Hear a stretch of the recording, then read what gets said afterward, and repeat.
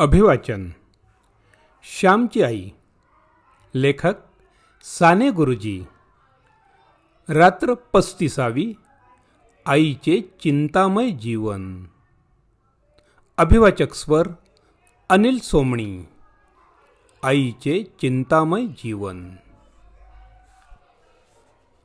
मी औंध संस्थानात शिकाव्यास गेलो होतो, परंतु तेथून माझी उचलबांगडी देवाला करावायची होती. मी तेथे कसे तरी दिवस काढीत होतो. ते मी सांगत बसत नाही. साऱ्याच गरिबांना तसे दिवस काढावे लागतात. मला माझ्या आईच्या आठवणी सांगावायच्या आहेत. त्या आठवणीपुरता माझा जो संबंध येईल तो मात्र मला सांगणे भाग आहे. पुण्यास माझ्या मावशीजवळ माझा सर्वात धाकटा भाऊ सदानंद होता. पूर्वीचा यशवंत आता पुन्हा आईच्या पोटी आला असे आम्हा सर्वांस वाटत असे. परंतु प्लेगमध्ये पुण्यास एकाएकी सदानंद आम्हा सोडून गेला. दत्तगुरू म्हणत गेला. ते पहा, मला बोलावित आहेत, मी जातो असे म्हणत तो गेला. मी औंधला होतो, तेथेही प्लेग सुरू झाला. एक सोन्यासारखा मुलगा गेला व दुसरा दूर तिकडे एकटा. तेथेही प्लेग आहे हे ऐकून माझ्या आईचा जीव खालीवर होत होता. सदानंदाचे दुःख ताजे होते. किती दिवस झाले तरी तिच्या डोळ्यांचे पाणी खळेना. परंतु ते दुःख कमी होत आहे तो तिला माझी चिंता जाळू लागली.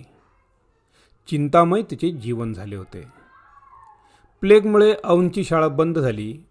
बाहेरगावच्या विद्यार्थ्यांनी निघून जावे असे सांगण्यात आले. मी कोठे जाणार? पैसे तरी कोठे होते जवळ? मी माझ्या जवळची घोंगडी विकली, काही चांगली पुस्तके विकली, 5 रुपये जमा केले व पुन्हा औंध सोडून मी निघालो. 2-3 महिने शाळा बंद राहील असा अंदाज होता. मी हर्णे बंदरात उतरलो. गाडी ठरवून पालगडास आलो. पहाटेच्या वेळेस मी गाडीतून उतरलो. वडाच्या झाडावर गरुड पक्षी आले होते. ते मोठमोठ्याने ओरडून गाव जागा करीत होते. आजूबाजूला भोपाळ्या, कोठे वेदपठण ऐकू येत होते. मी भाडे देऊन माझ्या कवाडीत शिरलो. मला वाईट वाटत होते. मला पाहिल्यावर आईला धाकट्या भावाची पुन्हा जोराने आठवण येऊन ती रडेल अशी भीती वाटत होती. हळूहळू मी अंगणात आलो. अंगणातून ओटीवर आलो. आई घरात ताक करीत होती.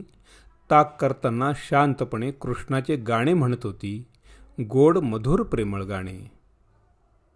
गोकुळात खाशी तू दही दूध लोणी, परब्रह्म होतासी तू नेणे परी कोणी.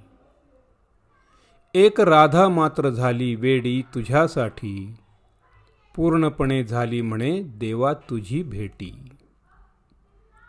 हे गाणं ती म्हणत होती. मी ओटीवर ते गाणं ऐकतच उभा राहिलो.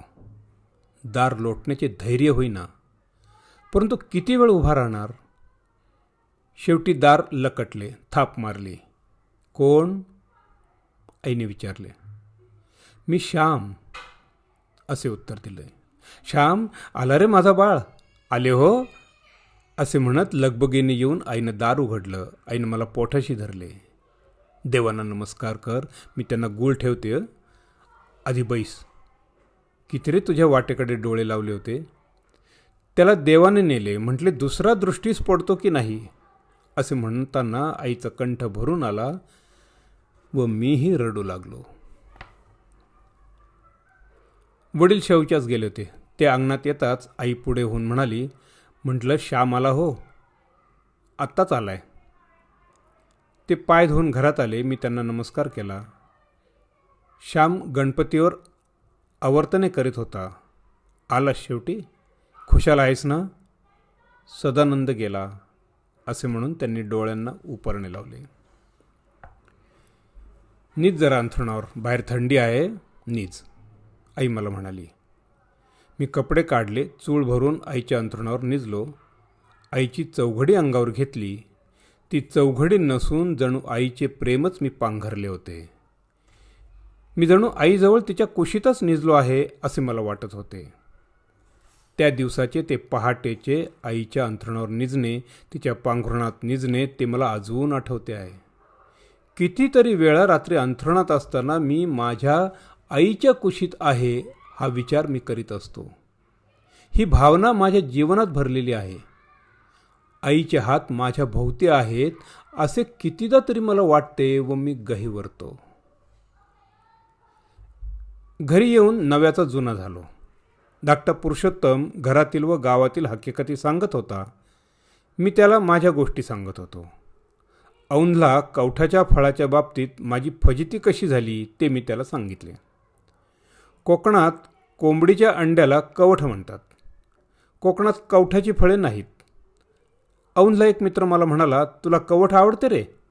मी त्याच्यावर संतापलो. माझे मित्र त्याला हसले. औंधला तळ्यात एक दिवस मी कसा बुडत होतो तेथील यमईचे देव, रानातील मोर सारे त्याला सांगत होतो. पुरुषोत्तमनेही कोणी पाटीलवाडीचा माणूस पसाऱ्याला गेला असता साप चावून कसा मेला, कोणाची गाय चरताना पान लागून कशी मेली वगैरे सांगितले. गोष्टीत असे काही दिवस गेले. आता जवळजवळ महिना होऊन गेला तरी औंधची शाळा उघडली नव्हती. माझ्या वडिलांना ते खरे वाटेना. तिकडे माझे जमत नाही म्हणून मी हात आलवीत परत आलो असे त्यांना वाटू लागले. अशी शंका त्यांच्या मनात दृढावत होती. एके दिवशी रात्री पुरुषोत्तमजवळ गोष्टी बोलत मी अंथरुणावर पडलो होतो. दोघे भाऊ प्रेमाने एका पांघरुणात निजून बोलत होतो. एकमेकांच्या अंगावर आम्ही प्रेमाने हात ठेवले होते. गोष्टी ऐकता ऐकता पुरुषोत्तम झोपला व मलाही झोप लागली.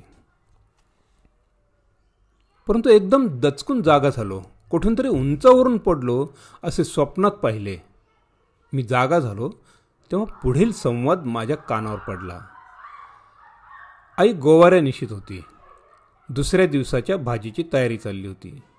वडीलही गोवारे निवडत होते. हाताने काम चालले होते व उभयता बोलत होती. त्याच्याने तिकडे शिकणे होत नसेल म्हणूनच तो आला. प्लेगची सबब सापडली, अजून का शाळा उघडली नसेल असे वडील म्हणाले. तो खोटे का बोलेल? त्याला तिकडे हाल काढावे लागतात तरी तो परत जाणार आहे. इथे फुकट खायला नाही तो राहायचा. मी राहू देणार नाही असे माझी आई माझी बाजू घेऊन बोलत होती. त्यावेळेस तो गोपाळ पटवर्धन रेल्वेत लावून देणार होता. बरे झाले असते. या दिवसात नोकरी तरी कुठे आहे? परंतु तुम्हा मायलेकरांना पसंत पडले नाही, वडील पुन्हा म्हणाले. पण इतक्यात त्याला नोकरी करायची नाही. तो शिकेल, तो येथून जाईल हो. तो घरबशा होणार नाही. खायला काळ व भुईला भार होणार नाही. आई म्हणाली, तुला तुझी मुले नेहमी चांगलीच वाटतात. शेवटी माझेच खरे होईल. तिकडे जमत नसेल म्हणून आला. एक दिवस बिंग बाहेर पडेल. वडील आपलेच म्हणणे पुढे चालवित होते. शेवटी माझ्याने राहावे ना. मी अंथरुणातून उठून बसलो व म्हणालो, भाऊ, मी काही चोरून ऐकत नव्हतो. मी एकदम जागा झालो. तुमचे बोलणे ऐकले. मी उद्याच इथून जातो. मग औंधला प्लेग असो वा नसो. माझ्यावर जर तुमचा विश्वास नाही तर इथे कशाला राहू? मी केवळ खाण्यासाठी व माशा मरीत बसण्यासाठी येथे आलो नाही. प्लेग होता तरी मी तेथेच राहणार होतो. जाण्या येण्याचा खर्च नको म्हणून, परंतु परगावच्या विद्यार्थ्यास तिथे राहू देत ना, म्हणून आलो. मी उद्याच जातो. आई, मी उद्याच निघतो. त्यांचे नको रे म्हणणे मनावर घेऊ. तिकडचा प्लेग थांबू दे, मग जा हो श्याम. माझी वेडीची ऐक. आई म्हणाली, मी थांबणार नाही. उद्या येथून माझी रवानगी कर. भाऊ, पुन्हा एकदा 10 रुपये तुमच्याजवळ मागितले पाहिजेत. तेवढे कृपा करून द्या. आई, चिंता करू नको. देव तरी त्याला कोण मारी? ज्याला जगवावयाचे त्याला तो रोगाच्या भर साथीतही जगवील, अफाट समुद्रातही तारील. मी म्हटले, तू तरी त्यांचाच मुलगा ना. तुझं लहानपणचा हट्टी स्वभाव थोडाच जाईल. जा बाबांनो, कोठेही खुशाल राहा म्हणजे झाले. माझे मेलीचे डोळे का मिटत नाही काही समजत नाही. चांगली सोन्यासारखी पोरे नेतो, आम्हाला रडवायला राखतो, असं आई रडत म्हणाली. रात्र गेली व दिवस उजाडला. मी आईला म्हटले, माझे जाण्याचे ठरले आहे. आज नाही तर महिन्याभराने जावेच लागणार ना. तू परवानगी दे. शेवटी आईने संमती दिली. दुसऱ्यावर स्वतःची इच्छा ती लादत नसे. शरणागती हेच तिचे बळ होते. तिने कसलाच हेका धरला नाही. तिचे प्रेम बांधणारे नव्हते, मोकळीक देणारे होते, स्वातंत्र्य देणारे होते. वडिलांवर रागावून मी परत जावायस निघालो. आईला रडे आवरेना. एक पोटचा गोळा प्लेगने बळी घेतला होता. दुसरा प्लेगात उडी घ्यायला जात होता. परंतु ती काय करणार? बाप लेकांच्या झगड्यात ती गाय मात्र रडविली जात होती. मी आईच्या पाया पडलो. वडिलांचे पाय धरले. उभयतांचे आशीर्वाद घेऊन मी निघालो. अभागी श्याम आईचे न ऐकता निघाला. मी गाडीत बसलो. गड्यांनो, आईचे ते शेवटचे पार्थिव दर्शन. त्यानंतर माझी आई जिवंत माझ्या दृष्टीस पडली नाही. तिची भस्ममय मूर्ती शेवटी स्मशानात मी पाहिली. आईला मी त्यावेळेस कायमची सोडित आहे असे अमृतमय शब्द शेवटचे ऐकत आहे अशी मला कल्पनाही नव्हती. परंतु मानवी आशाविरुद्ध देवाची इच्छा हे कठोर सत्य मला अनुभवायचे होते. दुसरे काय. धन्यवाद.